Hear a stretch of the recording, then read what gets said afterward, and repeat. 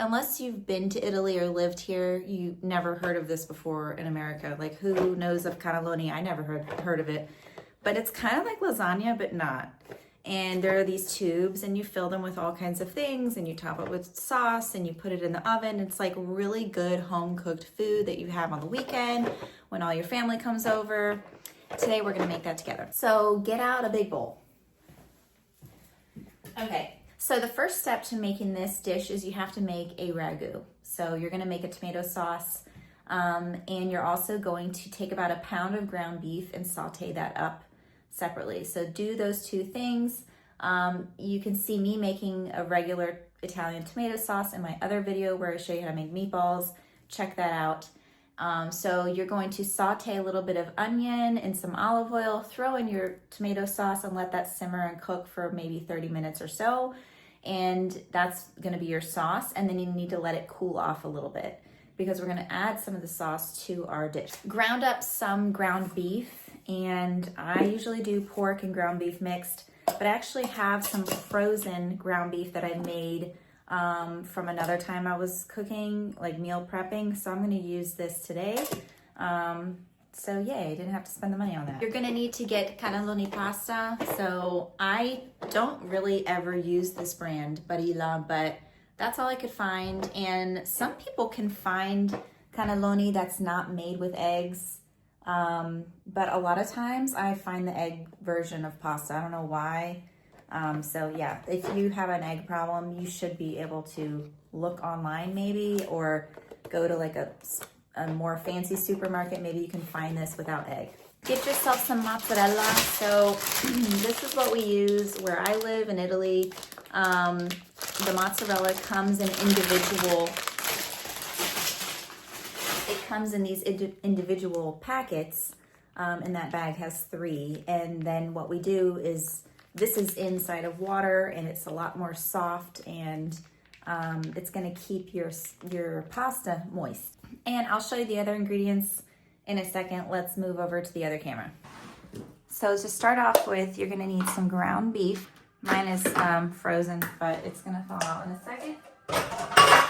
You're going to need some prosciutto cotto. So this is just sliced ham. And I'm gonna, well, I bought a packet. So I wouldn't use like really expensive stuff for this dish because the ham is not the star of this dish. So I wouldn't spend a lot of money on the ham. So I'm just gonna take these and chop this up. Gonna go ahead and chop.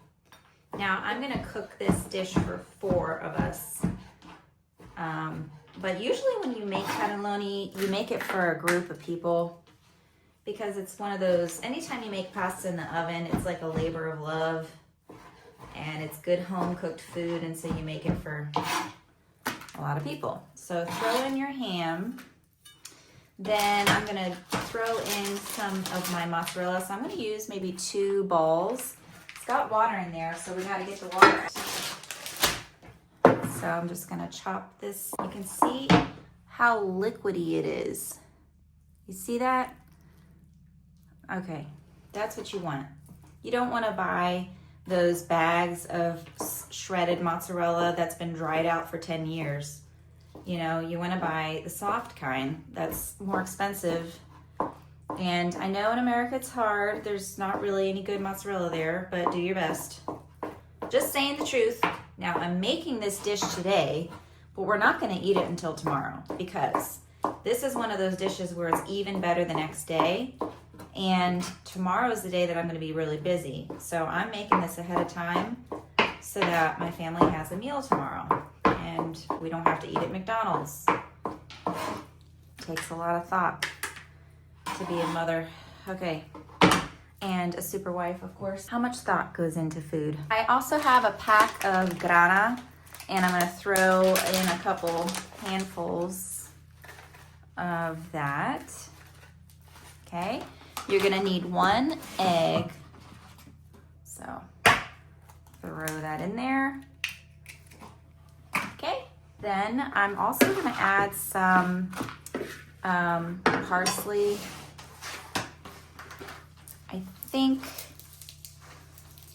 I I mean, you don't have to add parsley, but it just makes things taste better. I don't know. I feel like when you take the time to take all these extra steps, you can tell in the end. Now, they stuff cannelloni with all kinds of things. Sometimes you can do spinach and ricotta. Sometimes you can find them stuffed with like a mushroom base instead. Or you can do the meat base and cheese base like I'm doing.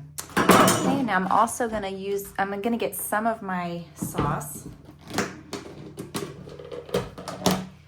I already made this sauce the other day, so I'm gonna throw in some of my sauce as well. Okay, and we're gonna mix this up. Get some salt and pepper, don't forget that. Gotta flavor everything. Go ahead and put some salt. And I like to use white pepper. There are all kinds of peppers though. There's red pepper, green pepper, black pepper, of course. Green pepper is a particular flavor, I find. Good with meat, but you can also get mixed pepper. I love pepper. All right, so since this is all cooked, technically, you can taste this at this time to see if the flavor is right, and you got to taste as you go, you know. I'm going to throw in some more salt because the tomato sauce makes it a little sweet, and also the mozzarella kind of evens things out, tones things down. So now we're going to put this chopping board on the side, and I'm going to grab a container. Okay, so here's my tray. Now I'm going to start by just putting a little bit of sauce at the bottom of my pan. Okay, and then you're going to take out your cannelloni. So you can decide to use gloves, and I would if I had some, but this is what you're going to be working on. So you're going to stuff your cannelloni. So take your fingers and just put some of that mix in there.